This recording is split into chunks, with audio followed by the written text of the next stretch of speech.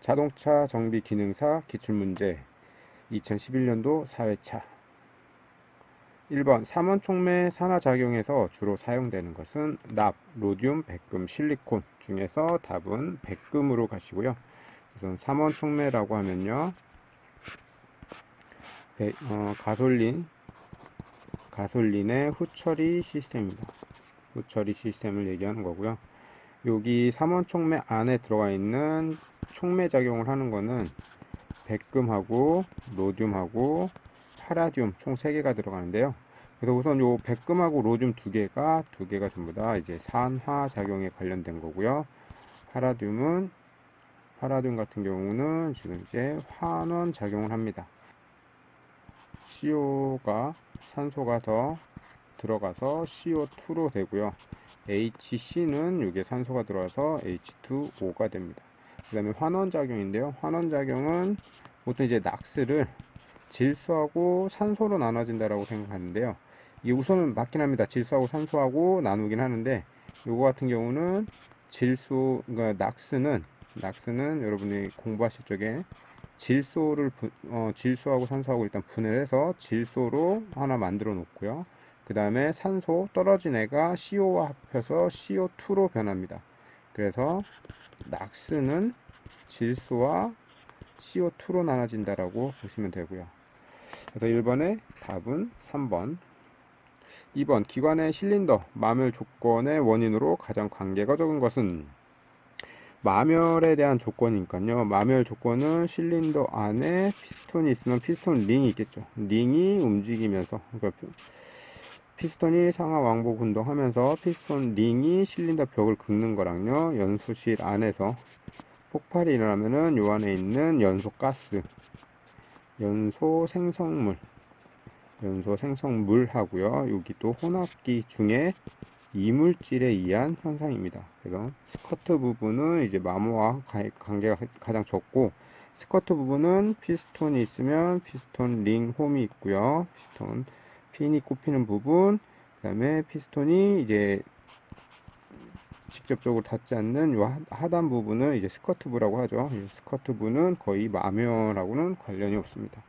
참고로 링 호흡이라는 건요, 피스톤 링 홈 사이에 피스톤 링이 있으면 요 피스톤이 상하 운동할 적에 피스톤 링이 위로 붙었다가 아래로 붙었다가 하는 거를 링 호흡 작용이라고 보시면 됩니다. 그 다음에 크랭크 축 오일 간극을 측정하는 데 사용되는 것, 이건 별거 없죠. 오일 간극을 측정하는 거는 플라스틱 게이지를 사용합니다. 그래서 혹시라도 플라스틱 게이지가 없으면요, 내경 마이크로미터 하고요, 외경 마이크로미터를 갖고도 이제 측정을 하실 수 있고요. 이게 시험이나 이런 데서 보면요, 전부 다 이제 플라스틱 게이지로 진행을 합니다. 4번 적색 또는 청색 경광등을 설치하여야 하는 자동차가 아닌 것은 1번 교통단속에 사용되는 경찰용 자동차, 2번 범죄 수사를 위해서 사용되는 수사기관 자동차, 3번 소방용 자동차, 4번 구급자동차. 그래서 구급자동차가 적색 청색을 사용하지 않고요, 구급자동차는 녹색을 사용합니다. 이거 가끔 혼돈되시는 분들이 있는데요. 보시면 이게 차에서 십자가 모형하고요, 그 경광등이 전부 다 이제 녹색을 하고 있는 거는 이제 구급자동차, 즉 병원 쪽에서 움직이는 차를 얘기하는 거고요. 네, 여러분들 이거 그 혼돈이 되는 것 중에 하나가 긴급 자동차 중에서 이제 소방에 관련된 것들, 그러니까 119에서 움직이는 차를 보면은 요건 이제 적색하고 청색하고 같이 들어가 있죠.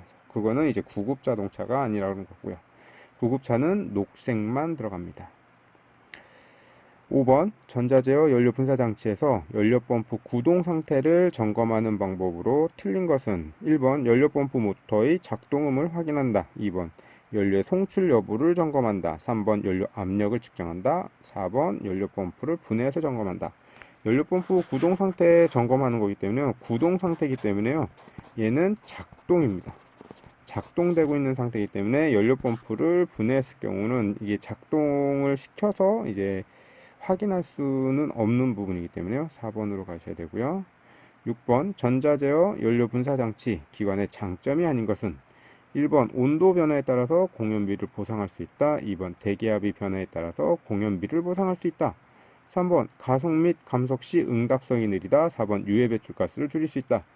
전자제품은 센서들을 사용하는 거죠. 센서를 사용하기 때문에 여기 온도 변화에 따라서 공연비 보상한다. 즉 요거는 ATS 흡기 온도에 따라서 공연비를 충분히 보상할 수 있고요. 또 WTS 냉각수 온도에 따라서 웜업을 더 빨리 할 수 있고요. 요거는 이제 대기압은 BPS 대기압 따라서 이제 공연비를 보정하는 거고, 유해 배출가스를 당연히 줄일 수 있겠죠. 정확하게 공연비를 보상하고 산소 센서로 피드백 제어를 하다 보니 이제 유해 배출가스가 줄어들고요. 가속 및 감속 시 응답성은 여기 틀렸죠. 빠르다. 그래서 답이 3번이고요. 여기 좀 더 설명드리면요. ATS 같은 경우 온도가 높은 온도가 올라왔을 경우에 연료량은 감량이 됩니다. 온도가 낮을 경우 연료량은 증량이 되는 거고요. 그 다음에 BPS도 고도가 고지대에서는 연료량이 감량이 되고요. 저지대에는 연료량이 증량이 됩니다. 요거 ATS에서 이것은 감량이 되는 건요. 요거는 같은 최적하에 있는 공기 밀도 때문에 그런 거고요.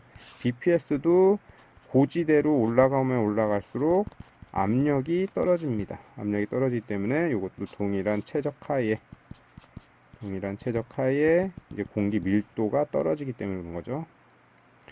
7번 공전속도 제어와 관계가 없는 것은 1번 에어컨 스위치, 2번 유온 센서, 3번 공기 흐름 센서, 4번 ISC. 공전속도니까 아이들 상태죠. 아이들 상태에서 에어컨 스위치 같은 경우는 온오프를 하게 되면은 아이들 제어가 들어갑니다. 그 다음에 공기 흐름 센서, 에어플로 센서도 이것도 이제 공기가 얼마만큼 들어가고 있느냐라는 거고, ISC 모터 같은 경우는 이제 엔진 부하가 걸려서 RPM을 증가시킬 적에 이제 작동하는 거고요. 유온 센서는 이제 공전 속도하고는 관계없이 이건 단순히 이제 그 오일 온도만 측정하게 되는 거죠. 8번 디젤 노크를 억제하는 방법으로 틀린 것은 1번 연료의 척화 온도를 낮게 한다. 2번 압축비를 낮춘다. 3번 연소실 내의 공기 와류를 일으킨다. 4번 연소실 벽 온도를 높인다. 디젤 노크는 한 번에 급격한 연소죠. 한 번에 급격한 연소가 발생되는 것을 디젤 노크라고 합니다.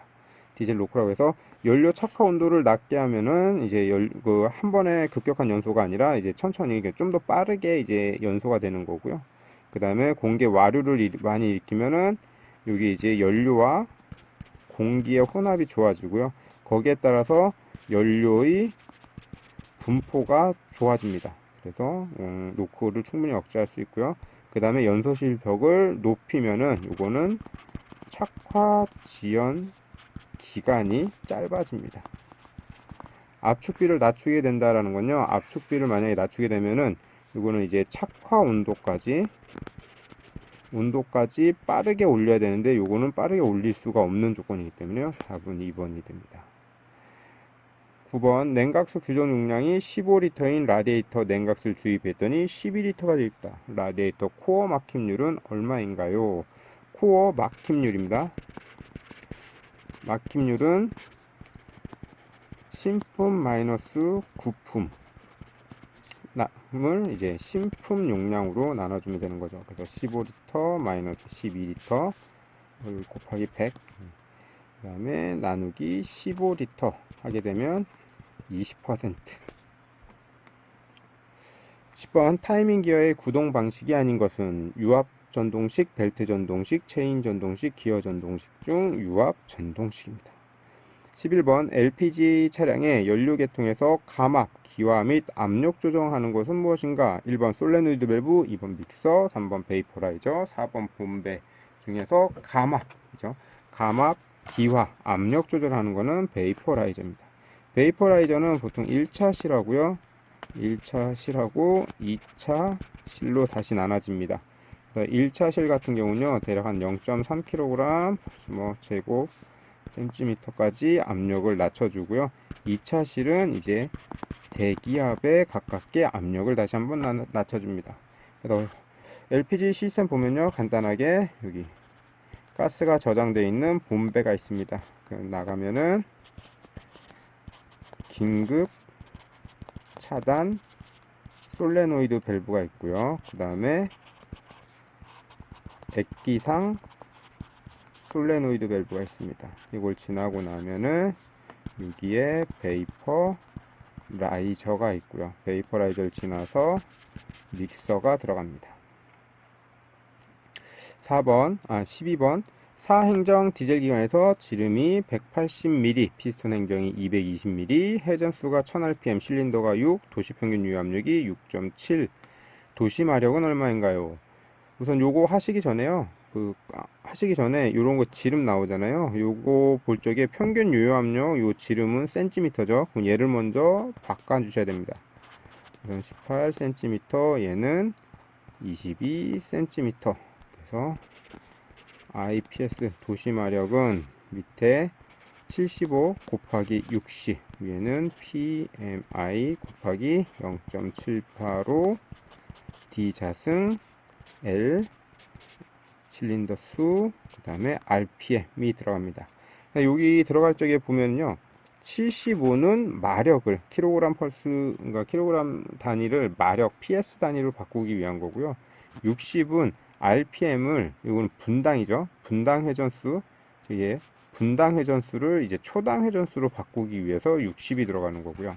그 다음에 저희가 계산할 적에는 센티미터입니다. 근데 PS는 킬로그램 펄스 메타 퍼 세크죠.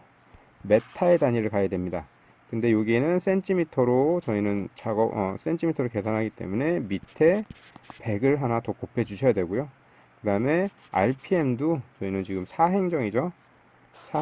사행정은 2rpm, 즉 크랭크 쪽이 2회전 할 적에 한 번 폭발합니다. 그래서 밑에다가 나누기 2까지 해주시면 됩니다.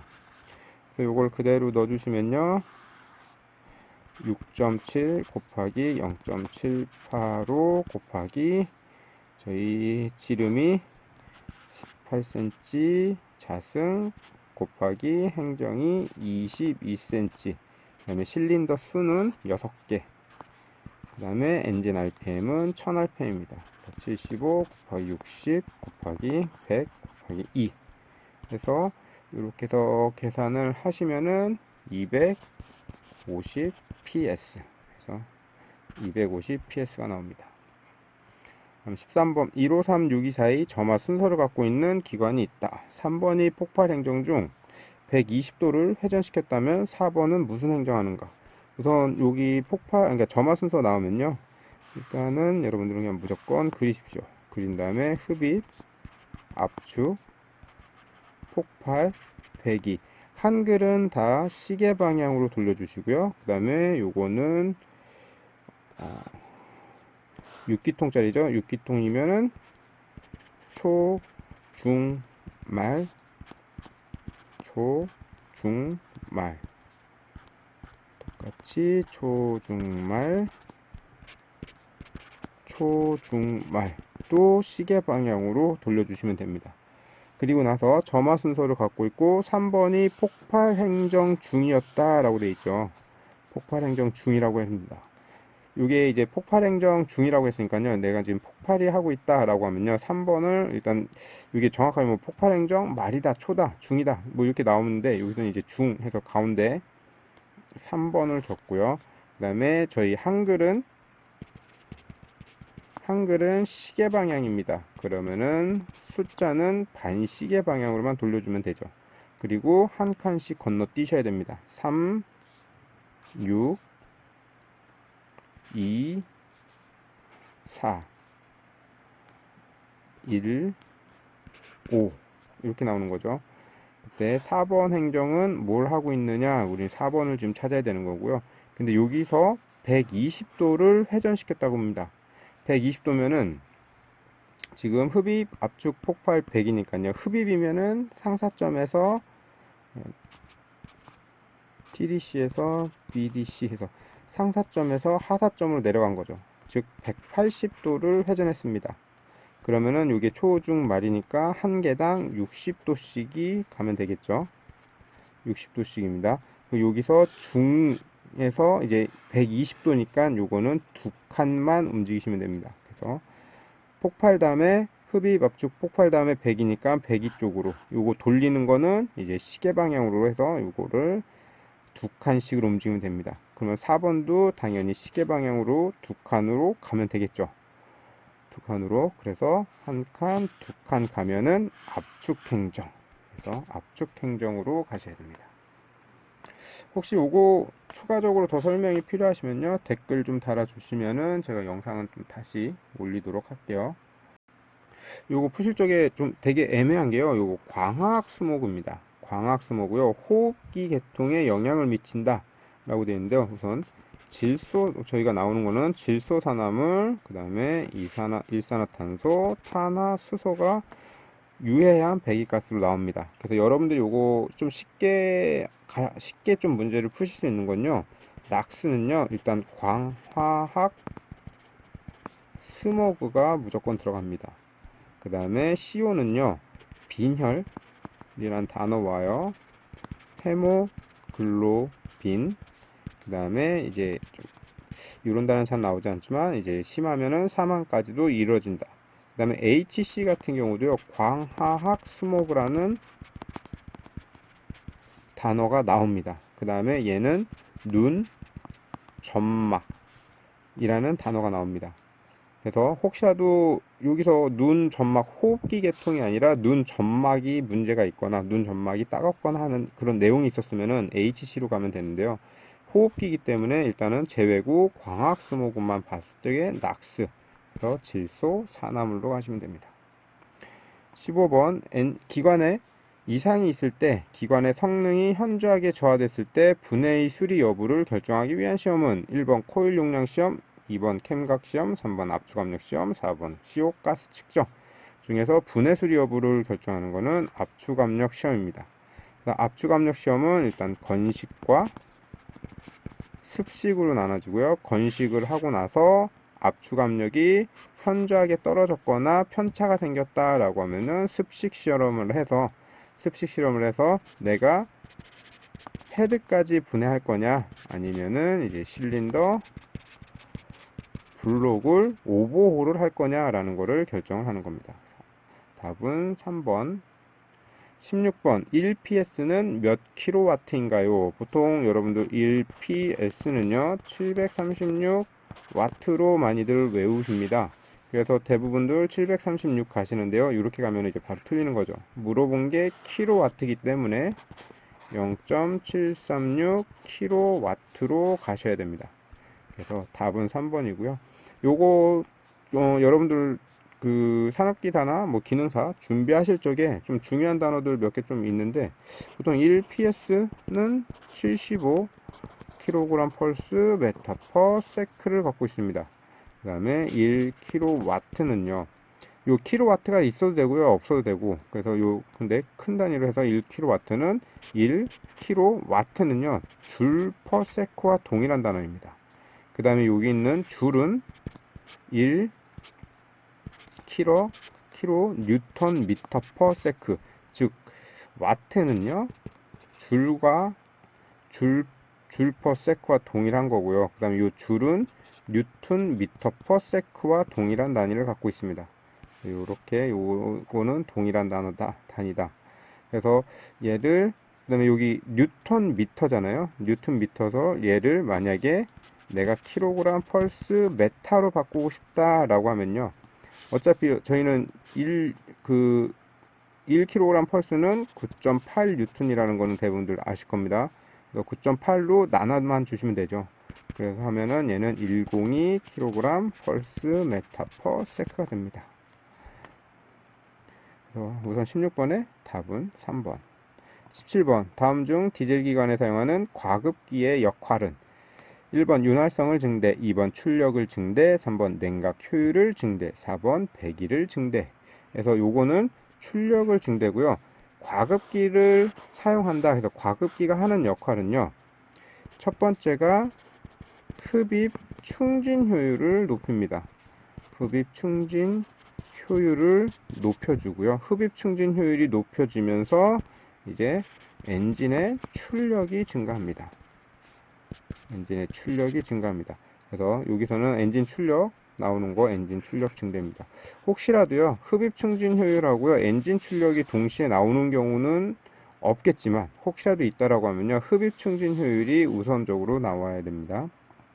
18번 현재 사용되고 있는 가솔린 엔진의 연력학적의 기본 사이클은 무엇인가? 가솔린이죠.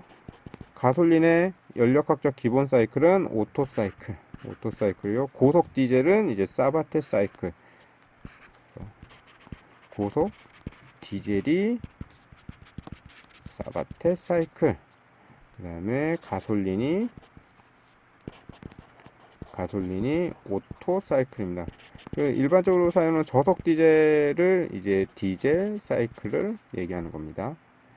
19번 분사 펌프에 있는 공급 펌프에 피스톤이 마모되면 어떤 상태가 발생이 되는가? 1번 분사 펌프의 캠 샤프트 마모가 촉진된다.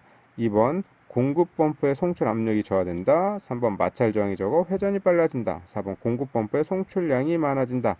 요거 이제 우선 피스톤이 마모가 된다라는 거는 이게 공급 펌프죠. 공급 펌프에 피스톤이 마모가 된다는 건요. 내가 어떤 행정을 만들어 놓고요. 요 안에 피스톤이 움직이는데 여기에 간극이 넓어진 거죠. 간극이 넓어지면은 당연히 압축해서 내가 토출을 시켜야 되는데 그 압력, 토출되는 압력이 낮아지겠죠. 그래서 공급 펌프의 송출 압력이 저하된다. 20번 스로틀 밸브 위치 센서의 비정상적인 현상의 발생 시 나타나는 증상이 아닌 것은 1번 공회전 시 엔진 부조 및 주행 시 가속력이 떨어진다. 2번 연료 소모가 적다. 3번 매연이 많이 배출된다. 4번 공회전 시 갑자기 시동이 꺼진다. 스로틀 밸브 위치 센서는 스로틀 포지션 센서로 흡기 관 안에 스로틀 밸브가 있으면 한쪽에 스로틀 밸브의 열림량을 측정하는 스로틀 포지션 센서인 거죠. 그래서 얘가 고장 났을 때 나타나는 증상이 아닌 것을 물어본 겁니다. 그래서 스로틀 포지션 센서가 이상하다라고 한 거면요.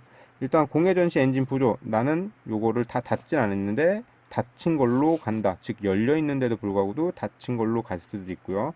그 다음에 요거 신호가 불안정하면요 자동 변속기 같은 경우는 스로틀 포지션 센서 신호를 받고 스로틀 포지션 센서를 받아서 이제 변속 단수를 이제 변경을 하는데 이제 변속 단수의 원활한 변경이 불가능하니 가속도 떨어질 수가 있는 거고요. 당연히 매연 많이 배출 그 다음에 공회전 시 시동 갑자기 꺼짐. 나는 안 다쳤다라고 생각했는데 얘는 다쳐버리는 경우죠. 네. 증상이 아닌 것은 연료 소모가 적다. 21번 전 압송식 급유 방법의 장점이 아닌 것은 1번 배유관 고장이나 기름 통로가 막혀도 급유를 할 수 있다. 2번 크랭크 케이스 내에 윤활유 양이 적게 하여도 된다. 3번 베어링 면의 유압이 높으면 항상 급유가 가능하다. 4번 각 주유부의 급유는 일정하게 할 수 있다 해서 전 압송식이니까 모든 걸 다 그냥 한 번에 다 압송하는 거죠. 요거는 통로. 그 다음에 요거 보시면요. 전 압송식이 아니어도요. 배유관이 고장나거나 통로가 막히면요. 급유를 할 수가 없습니다. 그래서 답은 1번이고요. 2번, 22번 간접 분사 방식 MPI 연료 분사 장치에서 인젝터가 설치가 되어 있는 것은 여기서 보면 MPI죠. 저희는 SPI 방식과요. MPI 방식, 그 다음에 GDI 방식. SPI를요, 보통 또 TBI라고 합니다. 그래서 SPI는요, 스로틀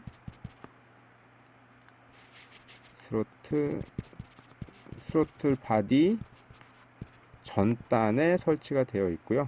MPI는 이제 흡기 밸브 전단입니다.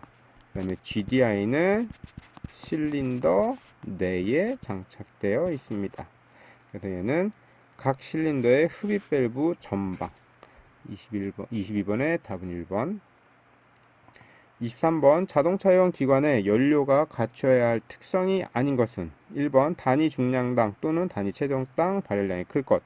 2번 상호에서 기화가 용이할 것. 3번 점도가 클 것. 4번 저장 및 취급이 용이할 것. 그래서 갖춰야 할 특징 중에서 아닌 거는 이제 점도가 클 것입니다. 기관의 연료는요, 우선 가솔린과 디젤 두 가지로 나눌 수 있습니다. 그래서 가솔린 같은 경우는 점도하고는 상관이 없고요. 디젤은 약간의 점도만 있으면 됩니다. 약간의 점도가 있어야 되는 거고요. 그래서 점도가 크게 되면은, 이게 점도가 크다는 거는 끈적끈적이다라는 거죠. 그러면은 요건 저항이 발생하는 겁니다. 그 다음에 이제 디젤 같은 경우는 약간의 이게 점도가 있어야 되는 게, 디젤유를 갖고요.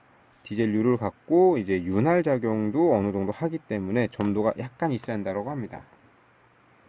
24번 유압식 제동장치에서 텐덤 마스터 실린더의 사용 목적으로 적합한 것은 1번 앞뒤 바퀴의 제동 거리를 짧게 한다. 2번 뒷바퀴의 제동 효과를 증가. 3번 보통 브레이크와 차이가 없다. 4번 유압계통을 두 개로 분할하는 게 제동 안전장치이다.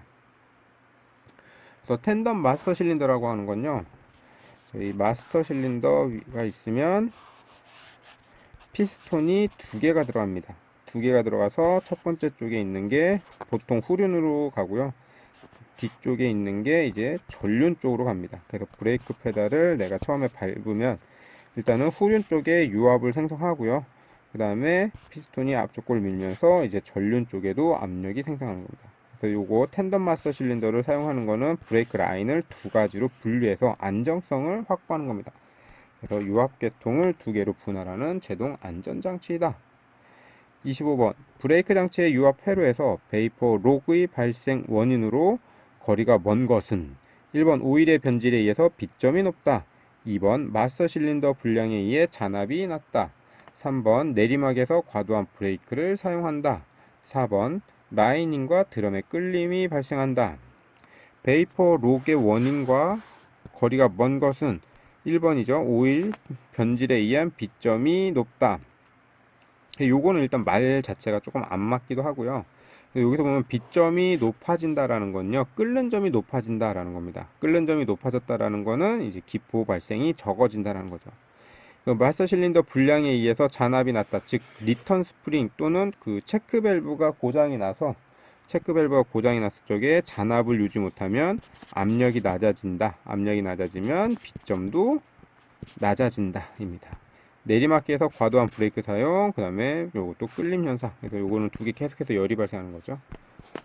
25번에 1번.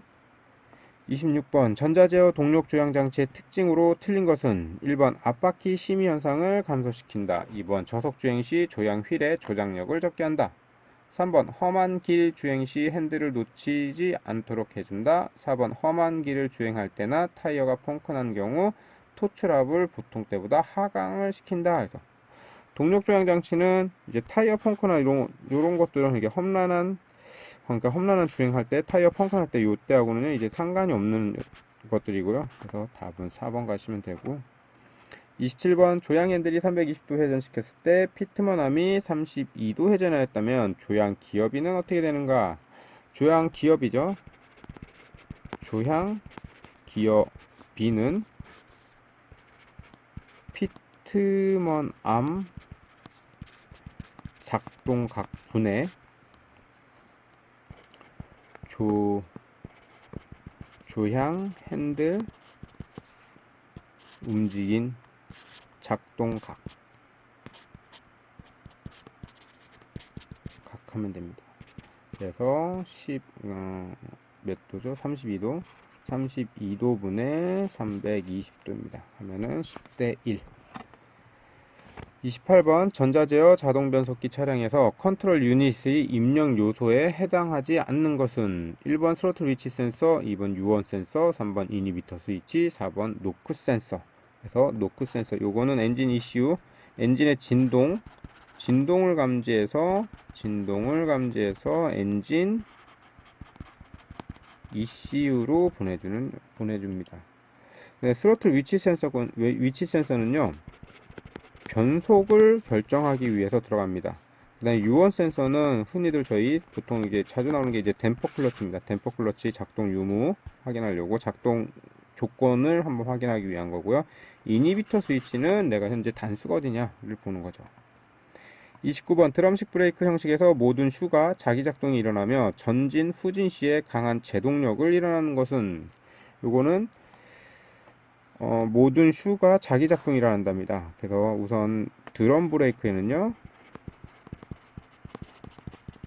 자기작동이 일어나는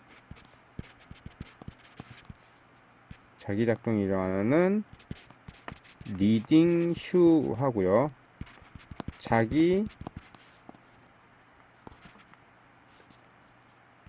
자기작동이 일어나지 않는 트레일링 슈가 나눠집니다. 그래서 우선 자기작동이라고 하면요, 여기에 휠 실린더가 있고 라이닝이 이렇게 있습니다. 여기는 고정하고요.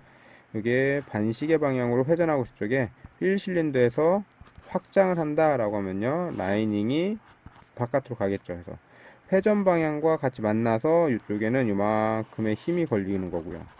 반대쪽은 별 힘 없이 면압으로만 눌러주는 겁니다. 그래서 이렇게 압력이 더 증가하는 것을 이제 리딩 슈,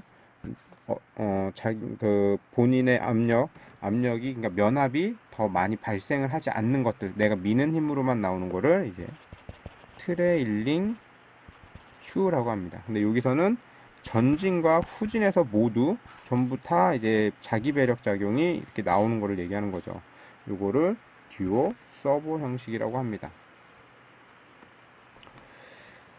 답은 2번이 되고요. 30번 타이어의 표시 방법 중 2, 3, 5, 55R, 19에서 55는 무엇을 나타내는가? 55는 단순하게 평평비입니다.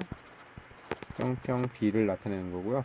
요거는 타이어 폭을 얘기하는 거고요. 요거는 레이디얼 타이어다. 19는 내경, 그래서 인치를 얘기합니다. 답은 1번이요. 31번 수동 변속기 차량에서 변속기 내부 기어를 헬리컬 기어로 사용하는 목적은 1번 정숙한 작동을 위해서, 2번 변속을 쉽게 하기 위해서, 3번 치갑을 줄이기 위해서, 4번 가속력을 높이기 위해서. 일단 헬리컬 기어로 사용한다라고 하는 건요, 기어의 물림률이 커집니다. 물림률이 커진다라는 것은 정숙한 작동을 위한 겁니다.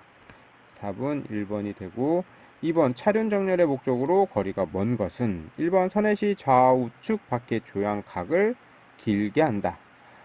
2번 조향 휠의 보건성을 유지한다. 3번 조향 휠의 조작력을 가볍게 한다. 4번 타이어의 편마모를 방지한다. 그래서 목적과 먼 것은 우선 1번이 되는 거고요.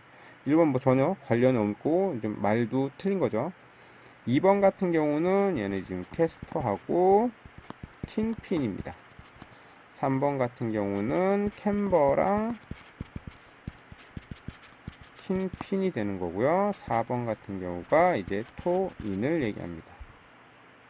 33번 전자제어 제동장치 ABS에 대한 내용으로 옳은 것은 1번 모든 차륜에 동시에 최대 제동 압력을 작용시킨다. 2번 페달 담력에 따라서 각 차륜에 작용하는 제동 압력을 제어한다. 3번 좌우 차륜의 노면 상태가 다를 때 고착되지 않도록 제동 압력을 제어한다. 4번 차륜과 노면 사이에 미끄럼 발생되지 않도록 한다. ABS 시스템이 있는 건요, 바퀴의 록, 즉 그 바퀴가 멈춰 있는 거, 그 회전 속도가 0이 되지 않게 막는 겁니다. 즉 바퀴가 고착되지 않게 막는 거를 얘기하는 거고요. 그래서 여기서 보면은 좌우 노면 상태가 다를 때 차륜이 고착되지 않도록 제동 압력을 제어한다. 즉 감압을 합니다. 그래서 요게 그 고착이 돼서 요거는 휠 스피드 센서, 휠 WSS에서 신호가 0으로 들어온다 라고 하면요, 제동 압력을 감압합니다. 즉 내가 그 고착된 바퀴에 압력을 낮춰주고요, 잠깐 유지한 다음에 다시 증압으로 압력을 가해줍니다. 답은 3번이 됩니다. 34번 자동차의 동력 성능 중 가속 성능의 설명으로 틀린 것은 1번 기관의 여유 출력에 반비례한다. 2번 기관의 가속력에 비례한다. 3번 변속기의 1속 기어일 때가 가장 크다. 4번 타이어 유효 반경에 반비례한다. 일단 가속 성능은요. 가속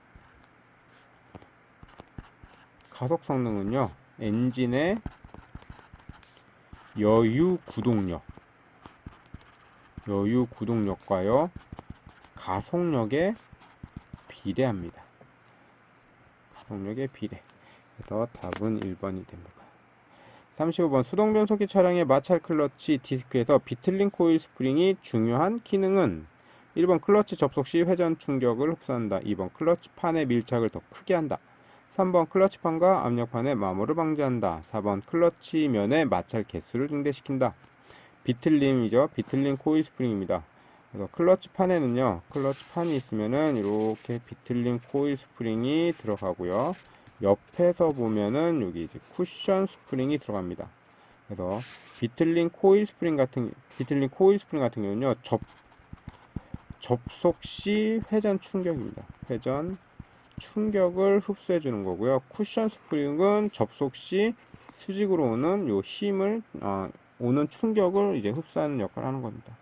그래서 클러치 접속 시 회전 충격을 흡수한다. 36번 자동 변속기 차량에서 토크 컨버터 내부의 압력이 부족한 이유로 틀린 것은 1번 오일 펌프의 누유, 2번 오일 쿨러의 막힘, 3번 압력축의 실링 손상, 4번 킥다운 서버 스위치. 여기서 틀린 거는 킥다운 서버 스위치고요.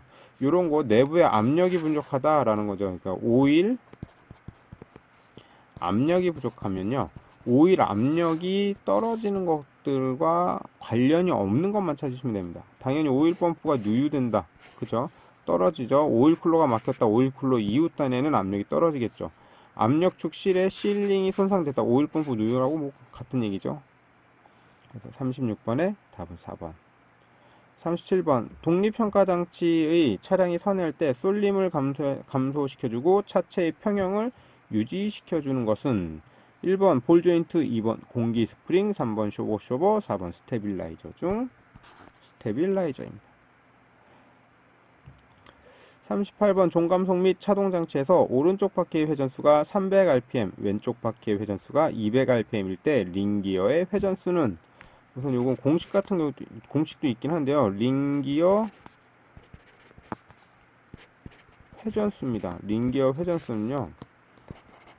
RH 회전수 더하기 LH 회전수를 나누기 2 하면 됩니다. 그러면 오른쪽 바퀴가 300, 왼쪽 바퀴가 200이다 그러면은 300 더하기 200 나누기 2 하면은 250 나오겠죠. 250 rpm. 39번 전자제어 평가장치 ECS에서 컨트롤 유닛의 제어 기능이 아닌 것은 1번 감쇄력 제어 기능, 2번 자세 제어 기능, 3번 차고 제어 기능, 4번 휠 속도 제어 기능. 현가장치, 현가 시스템이죠. 현가 시스템의 휠 속도 제어 기능입니다. 요건 이제 그 현가 시스템 말 그대로 이제 스프링이나 쿠션 쪽과 관련된 겁니다. 쿠션 쪽과 관련된 거고요. 그래서 휠 속도 제어 같은 경우는 이제 저희 ECS가 아니라 그 ABS 쪽 관련된 거 또는 TCS 쪽에 관련된 내용들입니다. 40번 전자제어식 자동 변속기에서 컨트롤 유닛의 제어 기능으로 거리가 먼 것은 1번 변속점 제어 기능, 2번 엔진 노크 감소 기능, 3번 댐퍼 클러치 제어 기능, 4번 자기 진단 기능. TCU의 거리가 먼 거죠. 그래서 요거는 엔진 노크는 노크 센서와 관련이 있는 겁니다. 노크 센서와 관련이 있기 때문에 답은 2번. 41번 12V 30W의 헤드라이트 한 개를 켜면 흐르는 전류는 얼마인가요? 여기서 보는 거예요. 전류를 물어본 거죠. 근데 여기에는 와트가 지금 나와 있습니다. 와트가 나와 있기 때문에요. P의 단위를 씁니다. 전력은 P는 EI 요런 공식이 있고요. 여러분도 혹시라도 여기에 나온다고 그러면요. P는 EI 하고요. V는 IR을 일단은 적어 놓으시고요. 혹시라도 여기서 필요 없이 요거 P는 EI로만 뭐 가능하다라고 하면 상관이 없는데요. 저항을 해야 된다라고 하면은 요거 이 전압과 V의 전압은 같은 겁니다. 여기 쓰는 위치에 따라서 조금만 영어의 스펠링이 좀 달라지는 거고요. 어차피 같은 걸로 보시면 됩니다. 만약에 저항을 구하고 싶다라고 하면은 P는 V를 여기다 그대로 넣으면 되겠죠. 그러면은 I 자승 R이 되겠습니다. 뭐 요거는 다른 거니까. 여기서 보면은 12V 30W랍니다. 그러면은 P는 이하에서 P 30W, 30W는 12V 곱하기 전류 값입니다. 전류 값이고, 요 12V가 이쪽으로 반대로 넘어만 오면 되겠죠. 넘어만 오면. 그래서 계산하시면 2.5A가 나옵니다. 42번 다음 중 측정지 격리판의 구비 조건이 아닌 것은 1번 전액 확산이 잘 될 것, 2번 기계적 강도가 있을 것, 3번 전도성일 것, 4번 다공성일 것. 자, 격리판입니다. 격리판은 플러스 판과요 마이너스 판이 서로 쇼트나지 않게 중간을 막아주는 겁니다. 막아주는 거기 때문에 요거는 반드시 비전도성이어야 됩니다. 그래서 답은 3번. 43번 플레이밍 왼손의 법칙은 무엇인가? 여기 여러분들 이제 오른발이라고 외우시면 됩니다. 플레이밍의 오른손의 법칙은 발전기다. 그러면은 왼손은 기동 전동기다 라고 해서 여기는 플레이밍의 왼손의 법칙이기 때문에요. 기동 전동기를 찾으시면 되겠죠. 그래서 답은 3번. 44번 자동차 냉방장치 응축기 즉 콘덴서가 하는 역할로 맡는 것은 1번 액체 상태의 냉매를 기화시키는 것이다. 2번 액상의 냉매를 일시 저장한다. 3번 고온 고압의 기체 냉매를 액체 냉매로 변화시킨다. 4번 냉매를 항상 건조하게 유지시킨다. 그래서 응축기라고 하면은 에어컨 컴프레셔가 들어갑니다. 에어컨 컴프레셔 여기는 이제 컴프레셔 압축기라고 해볼까요? 압축기가 들어갑니다. 그래서 요건 압축을 하면은 얘가 그 다음에 응축기로 갑니다. 응축기로 가고요. 응축기로 가면은 여기 쭉 가다 보면은 팽창 밸브로 갑니다. 팽창 밸브로 가고요. 요 중간에 대부분 좀 빠지긴 한데요. 건조기가 한번 걸리고요. 팽창 밸브를 지나고 나면요. 증발기로 갑니다. 증발기가 다시 압축기로 가죠. 이때 하고 있는 응축기고요. 여기서 응축기는 고온 고압의 기체 냉매를 액체 냉매로 변환시킨다입니다. 그래서 보면 압축기에서는요. 고온 고압의 기체가 됩니다. 그 다음에 여기서 응축기는요. 기체를 액체로 바꿔줍니다. 액체로 바꿔주고요. 이때 응축기를 지난다고 해서요. 고온 고압이 뭐 바로 저온 저압으로 바뀌진 않습니다. 어느 정도 그러니까 압력은 계속해서 고온이 유지가 되고요. 팽창 밸브 전까지만 고압이 유지가 되고요. 고온은 가다가 건조기 정도부터 해서 이제 중온 정도로 바뀝니다. 중온 정도로 바꾸고요.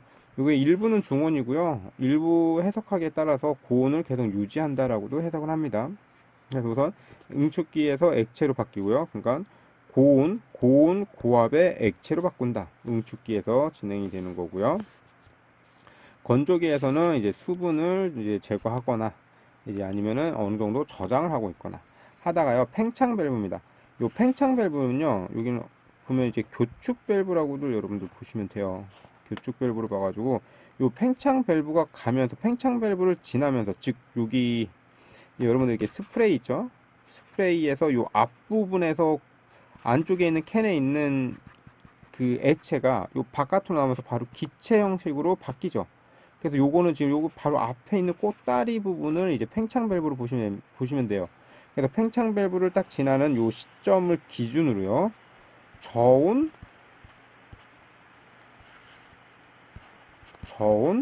저압이 됩니다. 저온 저압. 그 다음에 액체 상태에서요. 기체 상태로 바뀝니다. 팽창 밸브 전에는 액체 상태고 이후는 기체 상태입니다. 압력과 온도도 동일하게 좀 바로 바뀌는 거고요. 그래서 이 기체 상태가 증발기로 하면은 증발기에서 열을 흡수하는 거죠.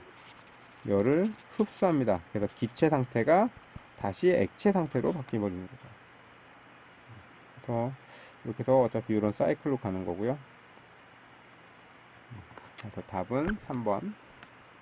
45번 편의장치 중 중앙식 집중 제어 장치 에탁스 입출력 요소에 대한 설명으로 틀린 것은 인트 스위치는 인트 볼륨 위치에 의해서 와이퍼 속도 검출. 2번 모든 도어 스위치는 도어 잠김 여부 검출. 3번 키 리마인더 스위치는 키 삽입 여부 검출. 4번 와셔 스위치는 열선 작동 여부 결정. 와셔 스위치가 눌림 여부를 눌림 여부를 이제 감지하게 되는 거죠. 46번 교류 발전기에서 다이오드가 하는 역할은, 다이오드는 일방향, 그러니까 한쪽 방향으로만 흘려보낼 수 있고 반대 방향으로는 이제 흐를 수가 없는 걸 얘기하는 거죠. 그래서 교류 발전기에서는요, 스테이터에서 교류가 나옵니다. 이 교류가 다이오드를 통해서, 보통 그냥 간단하게만 3개만 좀 그릴게요. 다이오드를 통해서 여기 플러스와 마이너스면요, 마이너스 부분들은 다 날려버리고요, 플러스만 이제 여기를 통과하게 만듭니다. 얘는 요만큼, 밑에 것도 요만큼, 그 다음 마지막 거 요만큼, 다음 거 순서 지나서 위에 거 요만큼. 그래서 얘네가 이 3개가 하나로 합쳐져서 선이 이렇게 나가는 거죠. 나가다 보니까 볼록 볼록 볼록 나옵니다. 그래서 교류의 파형을요, 거의 직류의 파형으로 바꿔주는 역할을 합니다. 교류를 정류하고 역류를 방지한다. 그래서 답은 1번. 47번 이모빌라이저 시스템에 대한 설명으로 틀린 것은 1번 차량의 도난을 방지할 목적으로 적용되는 시스템이다. 2번 도난 상황에서 시동이 걸리지 않도록 제어한다. 3번 도난 상황에서 시동키가 회전하지 않도록 제어한다. 4번 엔진의 시동은 반드시 차량에 등록된 키로만 시동이 된다. 그래서 틀린 거는 4번이고요. 시동키가 회전하지 않게 한다라는 건요, 이건 이제 락 관련된 겁니다. 락과 관련된 있는 거고요. 이모빌라이저 시스템은 저희 시동 키가 있습니다. 키 안에 보면은 이모빌라이저가 들어가 있고요. 여기에 이렇게 보면은 키홀입니다. 키홀 주변에 안테나가 이렇게 장착되어 있고요. 이 안테나는 보통 이제 SKM이라고도 합니다. 이제 스마트키 모듈 정도나 아니면 이제 BCM 쪽으로 가는 경우도 있고요. 바디 컨트롤 모듈. 얘네는 어디랑 연결되어 있냐? 엔진 ECU와 연결되어 있습니다. 그래서 시동키가 들어가서 내가 시동을 걸려고 그러면 안테나에서 시동키의 신호를 받아서 SKM 쪽으로 신호를 보냅니다. 지금 시동의 신호가 들어왔다. 그러면 SKM은 엔진 ECU 쪽으로 이제 시동을 거세요라는 신호를 줍니다. 이때 ECU는 시동을 바로 거는 게 아니라요, 요구를 합니다. 요 키코드를 요구합니다. 즉 내가 ECU가 갖고 있는 키코드가 3가지가 있다라고 하면요, 요 3가지 중에서 하나의 암호를 보냅니다. 그럼 SKM은 그 코드를 안테나를 통해서 키한테 보내면요, 키에 있는 이모빌라이저가 다시 코드 번호를 보냅니다. 그럼 코드 번호가 ECU에 와서 요게 일치한다 라고 하면요, 그때서 이제 시동 작업이 가능하게 됩니다. 48번 트랜지스터에서 점화 코일 1차 전류는 어느 쪽으로 흐르는가? 여기 저희 TR에서 보면요, PNP형과요, NPN형 타입입니다. PNP는 역방향이라고 하고요, NPN은 순방향이라고 합니다. 그래서 베이스, 이미터, 컬렉터라고 하면요, 요 베이스에서 2m로 흘러가는 거를 순방향이라고 합니다. 베이스에서 2m로 흘러가면 컬렉터에서 2m로 흘러갈 수 있는 거고요. 역방향은 2m 컬렉터 베이스입니다. 2m에서 베이스로 흘러가면 2m에서 컬렉터로 흘러가는 거를 역방향, 이쪽을 NPN입니다. 혹시 여러분들도 뭐 역방향, 순방향 이거 외우실 적이에요. NPN은 영어 N자 보면요, 그냥 바로 나가는 거죠. P자는 되돌아오는 거죠. 되돌아오는 거기 때문에 역방향이 되는 거고요. 얘는 그냥 계속 가는 방향이기 때문에 순방향이다. 이렇게 조금 외우시면은 편하실 겁니다. 그래서 4번은 컬렉터에서 2m로 흐른다. 여기 컬렉터에서 2m로 흐른다. 답은 4번. 49번 AC 발전기에서 스테이터에서 발생되는 전류는, 이거 뭐 크게 할 것도 없죠. 스테이터에서 발생되는 전류는 교류입니다. 교류. 50번 전기자 시험기로 시험했을 때 가장 부적절한 것은, 이거는 그냥 여러분들 단순히 외우시면 돼요. 전기자 시험기로 시험을 할 수 없거나 이제 필요 없는 것들은요, 코일의 저항입니다. 51번 다음 중 안전사고를 예방하기 위한 3E가 아닌 것은, 요거는 교환. 52번 기관의 헤드커브 볼트를 조일 때 가장 안전상 가장 좋은 공구는 1번 오픈 렌치, 2번 복스 렌치, 3번 파이프 렌치, 4번 토크 렌치 중 얘는 복스 렌치입니다. 오픈 렌치라고 하면은 이렇게 양쪽이 다 뚫려 있는 거를 얘기하는 거고요. 복스 렌치라고 하면은 이 안에 육각이 이렇게 들어가 있고요. 여기에 복스대를 연결할 수 있는 거를 이제 복스 렌치라고 합니다. 파이프 렌치는 저희가 각 부분이 별로 없고, 요건 이제 원형 파이프 등을 체결할 때 사용하는 거고요. 토크 렌치는 이제 토크 값을 주기 위한 겁니다. 53번 스패너 작업 중 가장 올바른 것은 1번 고정조에 많은 힘이 걸리도록 한다. 1번 볼트 머리는 약간 큰 스패너를 사용한다. 3번 스패너 자루에 조합 렌치를 연결해서 사용한다. 4번 스패너에 자루에 파이프를 끼워 사용한다. 이거는 답은 1번인데요. 요거 나머지 2번, 3번, 4번 같은 경우 볼트 머리보다 약간, 스패너는요 볼트 머리 사이즈가 있으면요 동일한 사이즈를 무조건 써야 됩니다. 그래서 여러분들은 미리 단위를 쓸 거냐 인치 단위를 쓸 거냐 해서, 요거 인치하고 미리하고도 여러분들 분명히 해서 정확한 단위를 써야 되는 거고요. 그 다음에 요거 두 개는 뭐 다 연결해서 사용하는 거잖아요. 그냥 간단하게 요즘 현장 가시면요 이렇게 돼서 연결을 해서 가끔가다 힘을 줍니다. 여기다가 고정되어 있는 거를 풀려고 힘을 줍니다. 연결을 한번 해서요. 요거는 절대적으로 여러분들 작업하실 때 하시면 안 되는 행동 중에 하나입니다. 그래서 답은 1번. 54번 작업 현장의 화재 분류에 알맞는 것은, A급 화재는 전기화재, B급은 유리화재, C급은 금속화재, D급은 일반 화재. 그래서 A급은 일반 화재입니다. B급은 유류 화재가 맞고요. C급이 이제 전기 화재입니다. 그 다음에 D급은 이제 금속 화재입니다. 그래서 뭐 일반 유류 전기는 알고요. 금속은요, 여러분들 대표적인 게 전기차입니다. 전기차나 하이브리드 시스템의 고전압 배터리를 이제 얘기하는 거고요. 답은 2번. 55번 리머 가공에 관한 설명으로 올바른 것은, 1번 엑슬축 외경 가공 작업 시 사용된다. 2번 드릴 구멍보다 먼저 작업한다. 3번 드릴 구멍보다 더 정밀도가 높은 구멍을 가공하는 데 필요하다. 4번 드릴 구멍보다 더 작게 가공한다. 리머라는 건요 드릴링하고 정밀 가공입니다. 그래서 답 3번이고, 56번 차량 정비 시 작업 시 안전수칙으로 틀린 것은, 1번 사용 목적에 적합한 공구를 사용한다. 2번 연료를 공급할 때는 소화기를 비치한다. 3번 차축을 정비할 때는 잭으로만 들고 작업한다. 4번 전기장치에 시험 사용할 때는 정전이 되면 즉시 스위치를 오프해 놓는다. 안전수칙 4. 3번이 틀렸고요. 이거 차축 정비할 때 잭으로 들고요. 옆에 그 안전 지지대 다 설치를 하시고 나서 작업을 하셔야 되고요. 57번 충전지를 급속 충전할 때 충전지의 접지 단자에서 케이블을 탈거하는 이유로 적합한 것은, 급속 충전이죠. 급속 충전이면은 배터리 용량의 50%만큼 급속하게 들어갑니다. 요거는 배터리 플러스 마이너스가 있으면요, 요 배터리 쪽하고요 연결되어 있는 게 이제 발전기입니다.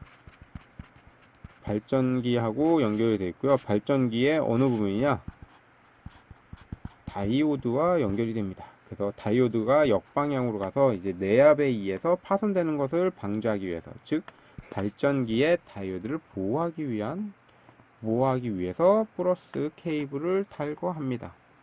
58번 자동차를 가래지 잭으로 들어 올려 작업할 때 유의사항은 1번 앞뒤를 동시에 들어 올린다. 2번 한 곳을 들어 스탠드로 지지한 다음 다른 곳을 올린다. 3번 스탠드 대신 잭으로 지지하지 않는다. 4번 차 밑에서 작업 시 보호 환경을 발휘한다.